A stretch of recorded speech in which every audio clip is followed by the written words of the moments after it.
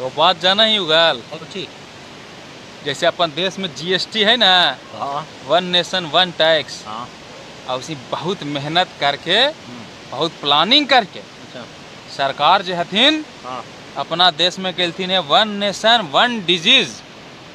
ये क्या बोल रहे हैं आप? वही जो सुन रहे हैं आप, वन नेशन वन डिजीज। अब देखी देश से अपन टीबी खत्म हो गया, हाँ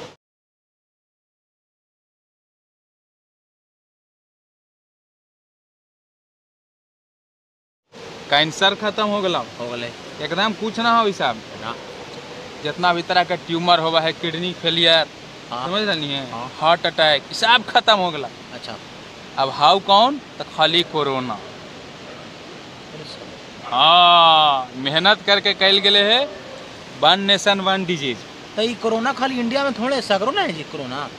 तो सागरों के तो ठीक हो रहे ना, सागरों के ठीक हो रहे हैं धीरे धीरे। अच्छा इंडिया में बढ़ रहे, इंडिया देखी थी सबके पार कैले है।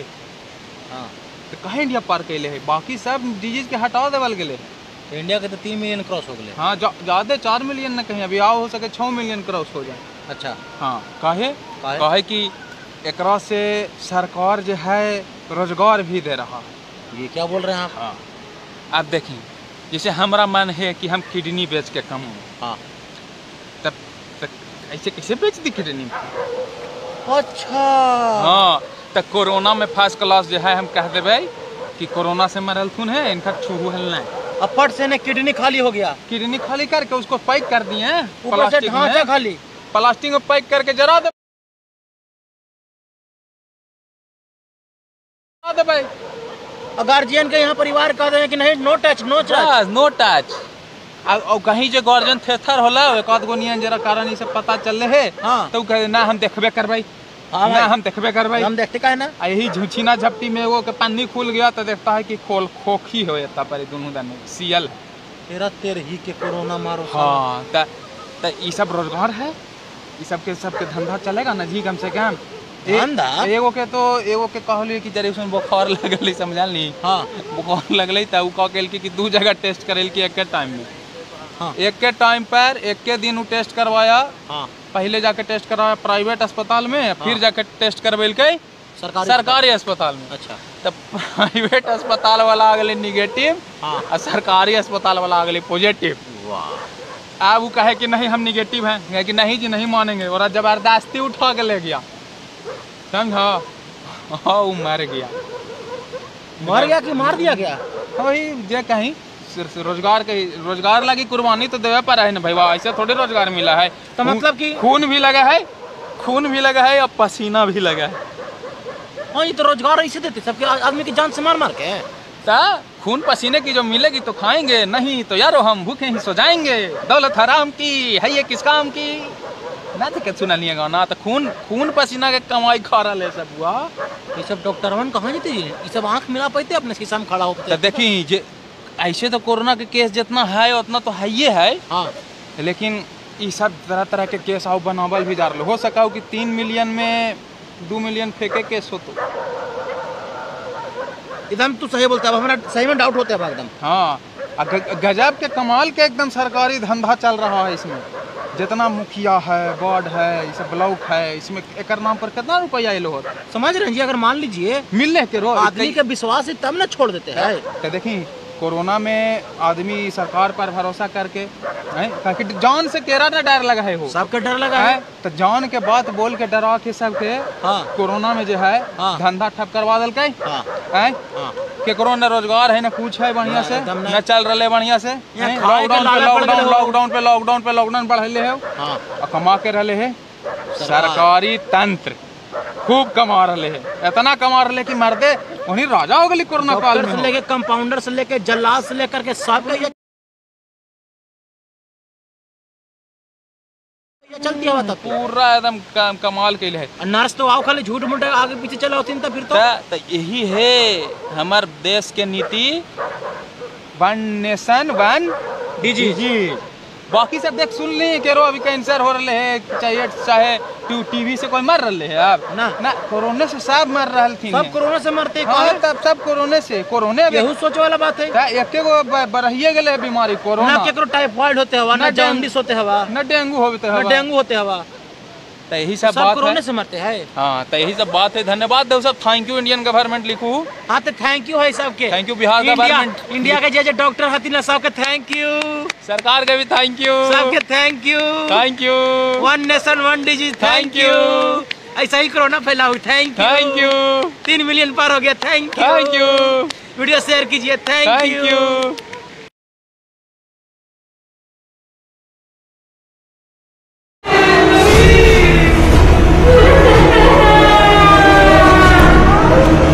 और हमारा तो सारा घर ही खत्म कर दिया उन लोगों ने। हमारी माँ खत्म हो गई, हमें तो कुछ भी नहीं चाहिए, सब खत्म कर दिया उन्होंने हमारा। और मेरे फादर इन लोगों को अभी तक नहीं पता कि मम्मी एक्सपायर हो गई है, और उनका भी उन्होंने 10 लाख का बिल बनाया पड़ा है, हमें तो कुछ नहीं पता।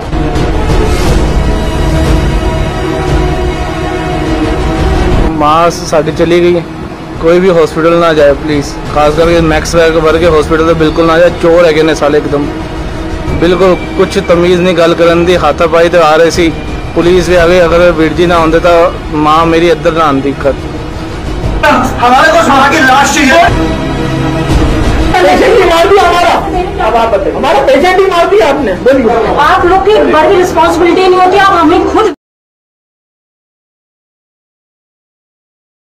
वीडियो कॉल कराएं कि आपका पेशेंट कैसा है, हॉस्पिटल से कोई फोन ही नहीं आता। मेरे पापा को अटैक पड़ी है भैया, उनको मुझे पता ही नहीं। बदतमीजी करेंगे हमारे साथ।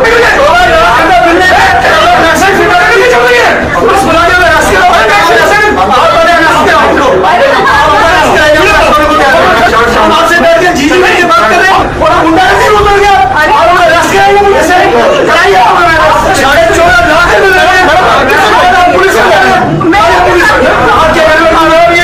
आपके घर में बच्चे नहीं है क्या?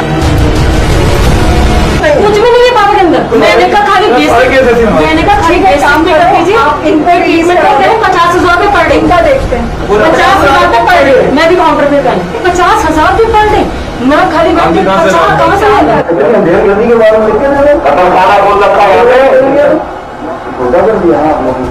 तो आपके घर में माँ बाप नहीं है क्या, बच्चे नहीं है क्या? हम तो बात कर रहे हैं, कोई बात नहीं, हम वहाँ भी करेंगे, हम पुलिस के सामने भी करेंगे, छोड़ भी जाएगा, छोड़ोगे तो है नहीं। सर 3 दिन से बोला हुआ था वेंटिलेटर पे है, कल इन्होंने रात को CT स्कैन किया, फिर कल बोलते हैं कि उनको होश नहीं आ रहा। हमारे लिए भी बड़ी की सिचुएशन है। कल रात पूरा दिन निकल गया, रात को CT स्कैन की रिपोर्ट आई है, तो सुबह बताया कि माइंड में ब्लॉकेज है 99%। हाँ, 99% उम्मीद है कि वो उठेंगे ही नहीं उनसे, और 7.5 लाख रुपए का बिल कल तक का बना चुके हैं। वो दिखा नहीं करे ना, इमरजेंसी का बिल सर अलग है, 7.5 लाख रुपए से अलग, जो फर्स्ट जो इमरजेंसी है। पापा का मैसेज आया 10 लाख, 10.5 लाख का मैसेज आया, डैडी का जगजीत सिंह लिख के 10,52,000, कल 9,69,000 था, आज 10,90,000 रुपये पड़ गया। सुप्रीम कोर्ट का रूल कहता है 2017 का, आप आफ्टर डेथ अगर उसके पास पैसा नहीं है, आपको ड्यूज उसको बॉडी देनी ही पड़ेगा। हमारा तो मसला पेशेंट एडमिट है, 10.5 लाख रुपया मांग रहे हैं, आप इनको तो रिलीज करिए ना, बताइए। हमको अंडरटेकिंग नहीं चाहिए। आपके अंदर मानवता है या नहीं? जी है। जिंदगी में इतने बेईमान हॉस्पिटल नहीं देखा जिंदगी में, ही नहीं। और ऐसी बात नहीं जी कि आप क्लाइंट को बिठवाने के लिए कुछ बुलाएंगे, आप अरेस्ट कराएंगे। ये बेचारे रामपुर से आए हैं, ये मेरे जानकर वहां से बोल रहे हैं 7.5 लाख बैंक से इस बात का मांगा क्या यार, पापा ठीक हो जाएंगे। पहले कहा कोविड-19 आइसोलेशन, वहाँ 180 ICU, वेंटिलेटर, 3 दिन से वेंटिलेटर पे है, कुछ बोलेंगे नहीं, कोई गारंटी नहीं, 99% कोई चांस नहीं। सर मैंने कहा कि कोविड चेक करा के हमें दे दीजिए जो भी है, मगर वो कह रहे हैं कि आप कहाँ लेके जाएंगे, क्या करेंगे, वो हर तरह की बात है। वेंटिलेटर आप वेंटिलेटर से हटा दीजिए, हमें बता दीजिए, हमारे पेशेंट नहीं है तो ले जाएंगे। 2 घंटे में कॉल करा दी, वीडियो को हम भी देख लेंगे। इतनी शर्म की बात है कि लाखों रुपए दे के एक महिला ऐसे लग रहा है भीख मांग रही है आपसे।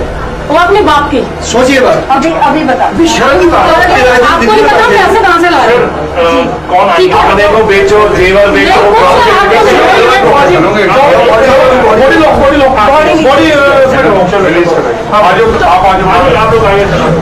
हमारे भी घर में बच्चे हैं, माँ बाप है, आपके घर में अगर आप बच्चे की अस्पताल इतना बेईमान है, इतनी चोरी करते हो, आपको छोड़ देना चाहिए। इंसानियत से बड़ी कोई चीज नहीं। जो सीमा पे लड़ रहे हैं वो भी इंसान है, ध्यान दीजिए देश के लिए। मैं भगवान कहता हूँ, सब ऐसा ही है, भगवान कहता हूँ। डॉक्टर, टेक्नीशियंस, नर्स, पुलिस, सफाई कर्मचारी, ड्राइवर, एम्बुलेंस का कोविड का पेशेंट, शमशान घाट पे डेड बॉडी को जलाने वाला, ये देवता लोग हैं। लेकिन हॉस्पिटल वालों ने इंडस्ट्री खोल रखी है दिल्ली में, और एक फेस्टिवल मना रहे हैं कोरोना के अंदर, त्योहार मना रहे हैं, इतने पैसे 14.5 लाख रुपए लेके लाश दे रहे हैं, वो भी अकड़ के दे रहे हैं। क्या हो रहा है यार दिल्ली के अंदर? मैं तो हैरान हूँ। कोविड कैसे नहीं करा आपने उनको बताया नहीं, बाबा कोविड कब ठीक हुआ? 8 बताया, 3 दिन बाद ब्रेन बता रहे, 4 दिन मुझे ये नहीं पता, नहीं अटैक का पड़ा, मुझे ये नहीं पता। सीटी स्कैन करेंगे, रात को मुझे क्या हाल है, क्या रिपोर्ट है, अभी बता रहे हैं फोन कर, अभी बता रहे हैं फोन कर। डॉक्टर राउंड में 1-2 घंटे खाना नहीं खाया, 3 दिन से राउंड में फोन कर, सीटी स्कैन के लिए। आपको ये नहीं पता हमारी फैमिली सिचुएशन है वो।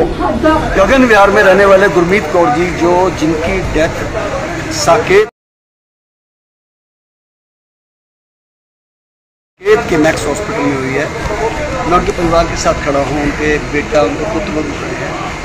मैं हैरान रह गया देख के लोगों की, इन्होंने 14.5 लाख रुपए इनसे बिल मांगा गया, और उनकी लाश देने के लिए भी वो कहते हैं कि पहले पैसे लेके आइए तब लाश देंगे। दिल्ली के अंदर जो लाशों का व्यापार हो रहा है कोरोना के अंदर, दिल्ली गवर्नमेंट का एक आदेश है मेरे पास, जिसमें उन्होंने एक रूल रेट फिक्स किए हुए हैं कि इस रेट से ज़्यादा नहीं ले सकते कमरे में।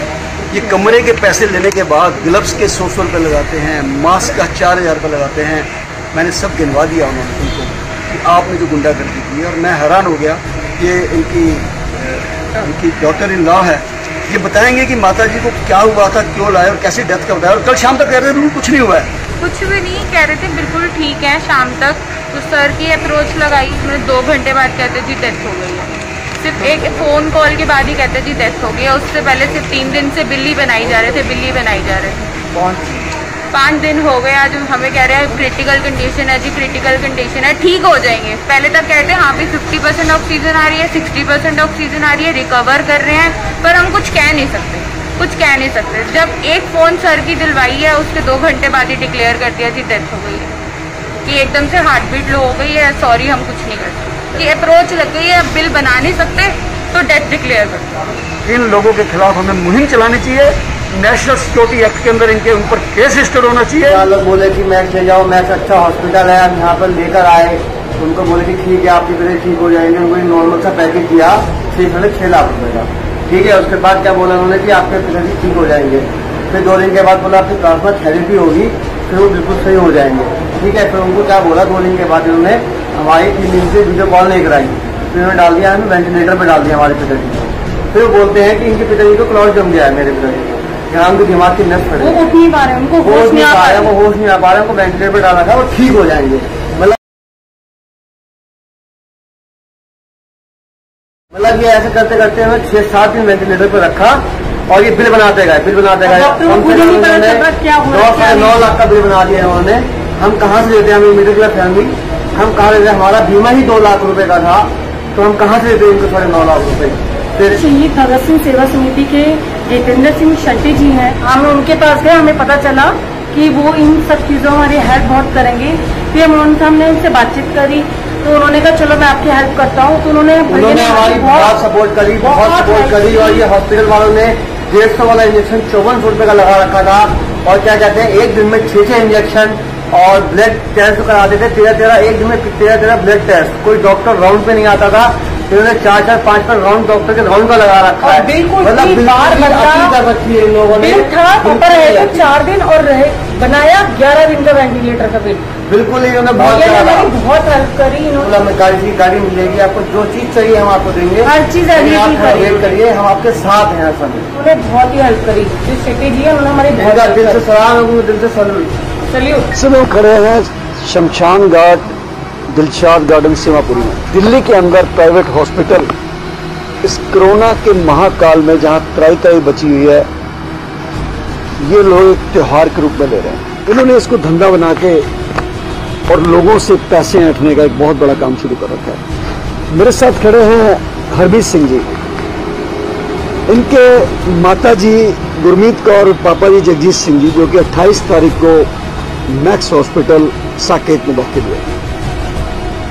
आप हैरान होंगे कि कल शाम तक इनकी बात हुई तो उन्होंने कहा जी वो पहले से बहुत सुधार है माता जी को, और बस बहुत रिकवर कर गए हैं, ऑक्सीजन भी अच्छी हो गई है। कुछ सिफारिश कराई तो 2 घंटे बाद फोन आ जाता है कि उनकी डेथ हो गई।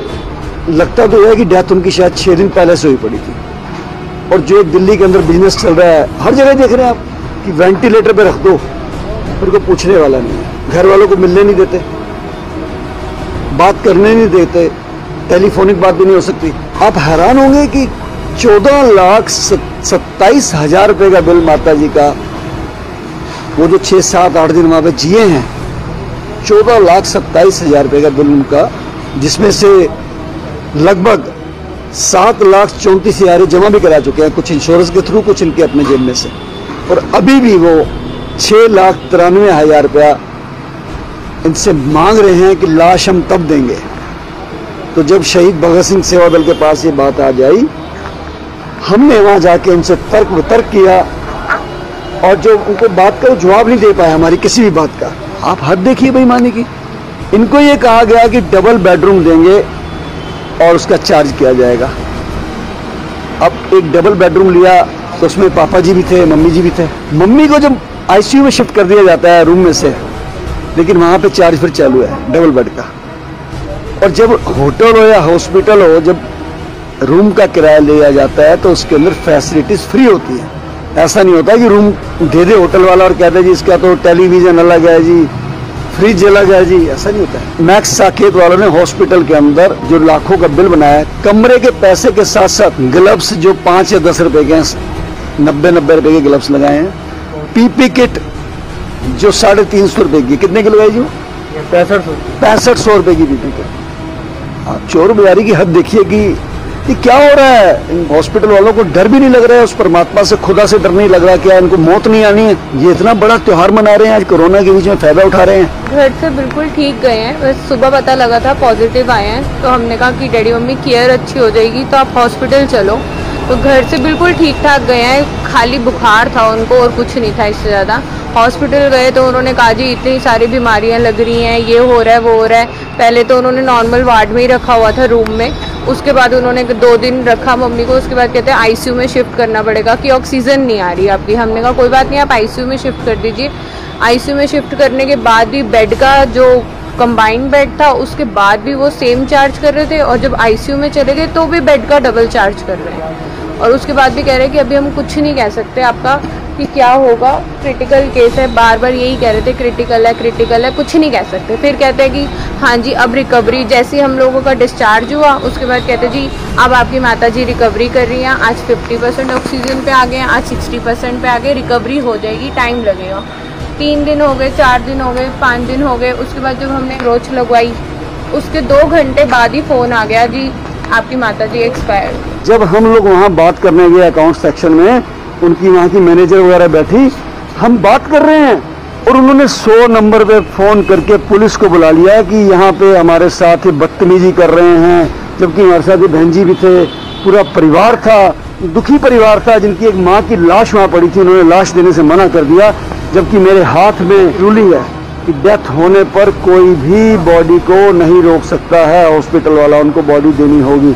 लेकिन ये इतने बेशर्म लोग हैं कि कल से डेड बॉडी पड़ी है और आज 24 घंटे होने के बाद भी उनका ये कहना है कि पहले पैसे जमा करेंगे तब बॉडी देंगे। अब पुलिस को भी बुलाएंगे। हमारे आसपास मार्शल खड़े कर दिए उन्होंने 15-20 लंबे लंबे चौड़े चौड़े। लेकिन आज शहीद भगत सिंह सेवा दल के वॉरियर सोच के गए थे कि हम डेड बॉडी भी लेके आएंगे, उनको सबक भी सिखा के आएंगे। और अभी भी हम वार्निंग देते हैं कि अगर उन्होंने इस परिवार को दुखी करने का प्रयास किया तो उनको किसी भी तरीके से बख्शा नहीं जाएगा, क्योंकि अभी इनके पिताजी वहां पे एडमिट हैं, वो आईसीयू में हैं, उनका भी 10.5 लाख रुपए मांग रहे हैं। मुझे लगता है कि जनता को अब जागरूक होने का समय आ गया है। मैं डॉक्टर को भगवान के रूप में देखता हूँ, मैं नर्स को भगवान के रूप में देखता हूँ। धन्य है वो पुलिस वाले जो काम कर रहे हैं इस कोरोना के अंदर, धन्य है वो सफाई कर्मचारी, सिविल डिफेंस वाले, धन्य है हमारे एम्बुलेंस के ड्राइवर जो लाशों को उठाते हैं, और धन्य है वो शमशान घाट में मुर्दा जलाने वाले लोग। जरा सोचना चाहिए आपको कि ये लोग भी तो इंसान है और सच्ची सेवा कर रहे हैं कोरोना काल में। दूसरी तरफ हॉस्पिटल वाले जो अरबों खरबों रुपए की जमीन भी लेके बैठे हैं और आज कोरोना काल में त्योहार मना रहे हैं, पैसे ले रहे हैं और लोगों की जेबें काट रहे हैं। और मैं समझता हूँ ये आवाज कहीं ना कहीं ऊपर तक पहुंचनी चाहिए। धन्यवाद। जय हिंद दोस्तों। गुड इवनिंग दोस्तों। अभी जो हम इस विषय पे चर्चा करने के लिए यहाँ हुए हैं उपस्थित, उसका रीजन है कि बहुत दिनों से मौन शिविर के संबंध में लोगों की जो है डिमांड आ रही थी। मेरा भी भाव था कि एक मौन शिविर हम करें। ज्यादातर क्या होता है कि मौन शिविर को हम लोगों ने चुप्पी शिविर मान रखा है। मौन शिविर को हम लोगों ने चुप्पी शिविर मान रखा है कि हम जाएंगे 3 दिन के लिए वहां चुप रहेंगे, मुंह से बोलेंगे नहीं, व्हाट्सएप पे मैसेज करेंगे, फेसबुक चलाएंगे, सेल्फी भी ले लेते हैं मालूम है मौन शिविर में लोग। तो कई बार लोग मुझे इस तरीके के मैसेज भी करते हैं कि वो मौन में हैं और स्वामी जी वो बोल के बात नहीं कर सकते तो व्हाट्सएप मैसेज कर रहे हैं। ऐसे बहुत से लोग मौन में हैं, बड़े बड़े ज्ञानी मैंने देखे। तो मैं ये थोड़ा भ्रम तोड़ देता हूं कि मैं जिस मौन शिविर की बात कर रहा हूं वो मौन शिविर आरोपित मौन शिविर नहीं होगा। आरोपित का अर्थ होता है कि जैसे आप आ गए और बस आप चुप हो जाइए, कमरे में जाइए, बोलिए नहीं। दिस इज आरोपित। मैं ये चाहता हूं कि मौन जो है वो आपके अंदर से फूटे, और वो फूटता है। कई बार लोग कहेंगे कि जबरदस्ती तो फोड़ा नहीं जा सकता। नहीं, फोड़ा जा सकता है। आपकी इंद्रियां जो हैं मौन का स्वाद नहीं जानती, आपकी इंद्रियों को मौन का पता नहीं। तो यदि उन इंद्रियों को मौन का स्वाद दिया जाए और उनसे वो चीजें करने से रोकने के लिए उनको प्रेरित किया जाए, प्रेरणा दी जाए, जिसके कारण मौन में जाने से असुविधा होती है, तो मेरा ऐसा अनुभव है और बहुत लोगों को इस तरीके से मैंने गुजारा है कि वो मौन अंदर से फूटता है।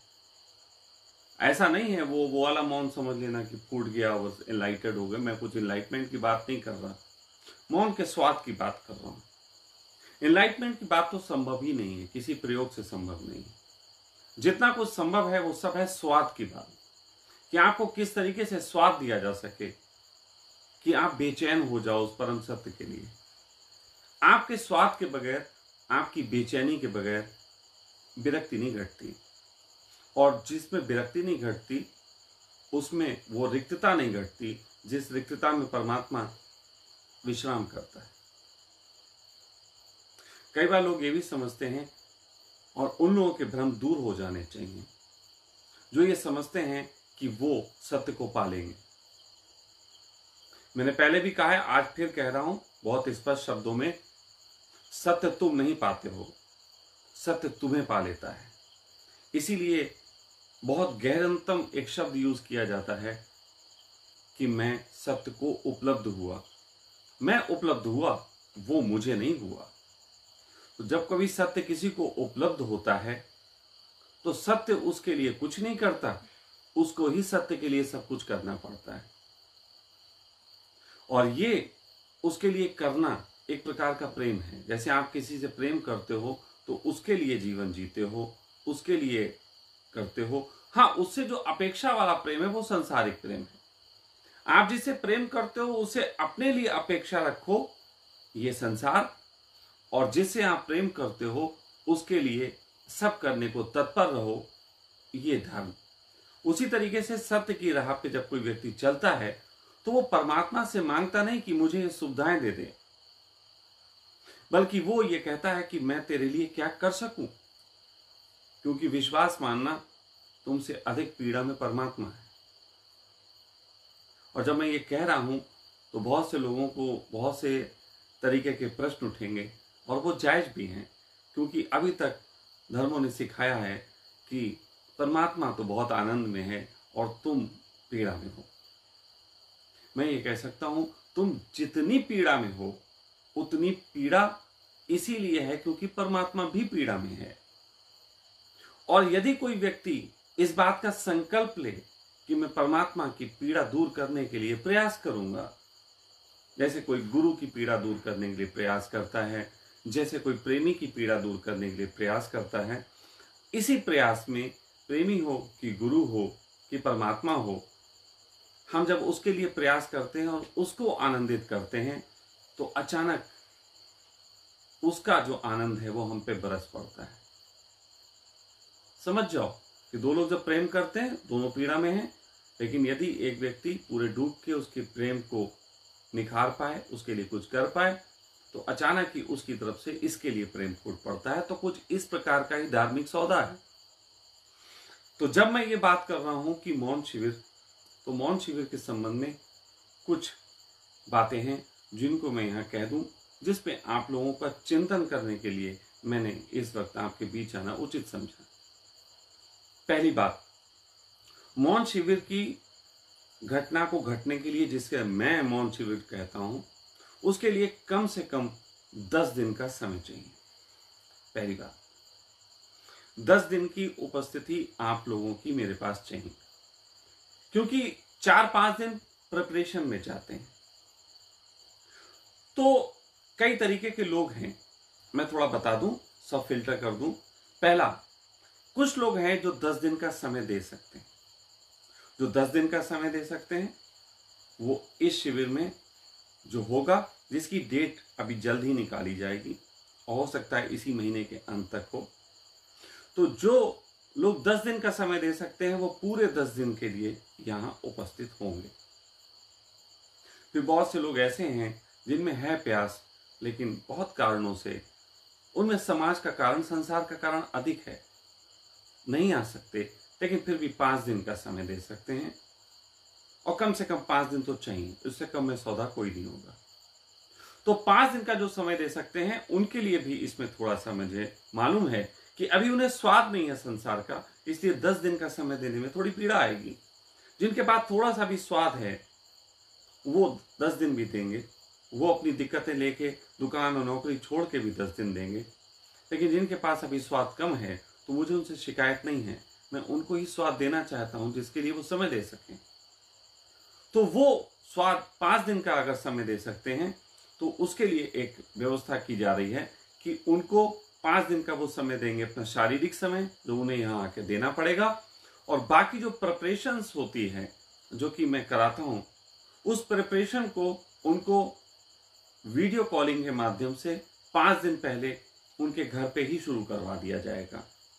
उससे उन्हें कोई दिक्कत नहीं होगी, वो एक समय निकाला जाएगा और उस समय उस मौन शिविर के संबंध में कैसी प्रिपरेशन है, कैसी आपको विचारधारा बनानी है, वो तैयार कर सकते हैं। और जो उसी के साथ जो यहाँ आए हुए होंगे उनके साथ में काम कर ही रहा होगा। तो ये 2 तरीके से काम हो सकता है, लेकिन इसमें एक सर्वाधिक महत्वपूर्ण बात है, उसको भी जान लेना जरूरी है। मैं किसी प्रकार के धोखे में नहीं रखना चाहता। कई बार ऐसा होता है कि मौन में धक्का खाने के बाद अंदर से एक ऐसा संकल्प, ऐसा आनंद फूटता है जो आपको समय के पार ले जाता है।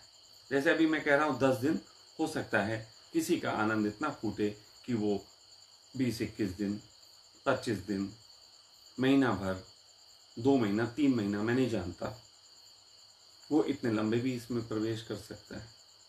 तो ऐसे में उसे मानसिक रूप से ये समझ डेवलप करनी पड़ेगी कि हो सकता है कि 5 दिन में ऐसी स्थिति बन जाए यहाँ आने के बाद कि 2 दिन, 4 दिन, 6 दिन या जो भी उसका समय है वो उसका बढ़ सकता है। तो उसके लिए उसे मानसिक रूप से तैयार रहना चाहिए। और साथ ही साथ उसके जो निकटतम लोग हैं, उसकी पत्नी हो, चाहे पति हो, चाहे पिता हो, चाहे माँ हो, चाहे भाई हो, चाहे बेटा हो, जो भी हो, उसको वो थोड़ा विनम्र निवेदन करके आ सकता है कि ऐसी स्थिति हो सकती है, तो शायद माँ मैं इतने दिन बात ना कर सकूं। हाँ, उतने दिन आपके निश्चित ही फ़ोन बंद रहेंगे। बहुत इमरजेंसी होने के लिए आपको कुछ नंबर उपलब्ध करा दिए जाएंगे जहाँ आप अपने परिजनों को दे सकते हैं। ज़रूरत पड़ने पे वो उस पर आपसे बात कर सकते हैं, या आपका संदेश हम देख सकते हैं कि कितना गहरा है और आपको वो दिया जा सकता है या नहीं। तो ये सारी इसकी व्यवस्था रहने वाली है। निश्चित ही इसके शुल्क भी होंगे। उसके संबंध में जो लोग भी इसके लिए राजी होंगे उनको बता दिए जाएंगे। लेकिन मैं इस पे पूरी जो चर्चा करूं, मौन के संबंध में और भी बहुत तरीके की बातें होंगी। तो आप लोगों के अंदर से बहुत सारे प्रश्न उठेंगे। शिविर में और क्या होगा, किसी को ड्रेस का होगा, किसी को भोजन का होगा, किसी को किसी तरीके के विचार होंगे, मैं नहीं जानता। तो मैं ये चाहता हूँ कि वो अपने विचार मुझे मैसेंजर में भेजें, उस पे ना लिखें, व्हाट्सएप पे और जो भी आपको और नंबर उपलब्ध हैं आप उन पे भी भेज सकते हैं। तो वो आप मुझे विचार अपने भेजें, आपके प्रश्न क्या हैं मुझे बताएं, और कल शाम इसी वक्त मैं आपको उन सारे प्रश्नों के उत्तर दूंगा, ताकि आप लोग मानसिक रूप से अपने को तैयार कर सकें। क्योंकि मैं ये हमेशा से जानता हूँ कि समर्पण संकल्प के बगैर नहीं हो सकता, और संकल्प समर्पण के बगैर, ये दोनों ही एक सिक्के के दो पहलू हैं। निश्चित ही बहुतों के अंदर समर्पण जैसे भाव होंगे, लेकिन उनके अंदर संकल्प की कमी होगी। संकल्प की कमी जो है वो मस्तिष्क पैदा करता है, तो उनके लिए थोड़ा सा मस्तिष्क को मजबूतियां वो तर्क देने पड़ते हैं, जिससे मस्तिष्क भी राजी हो जाए। हृदय तो उनका पहले ही राजी होता है। कुछ लोग ऐसे होते हैं जिनके पास संकल्प तो हो सकता है, लेकिन हृदय की कुछ कमियां हों, समर्पण में कुछ कमी हो। तो ऐसे मित्र भी अपने प्रश्न भेज सकते हैं।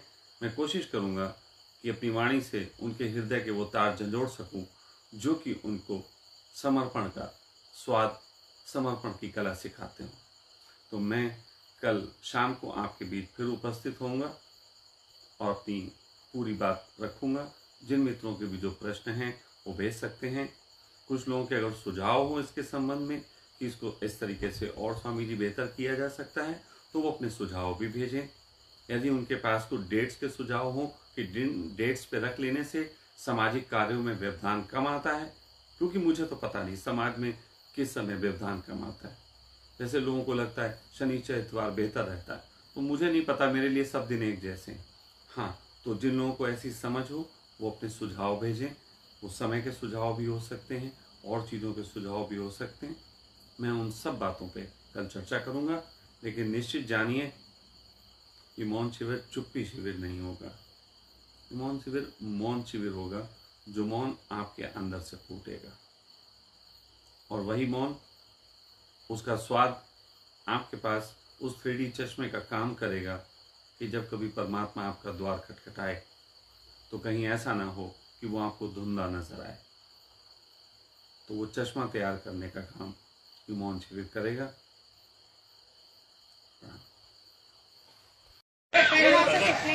अरे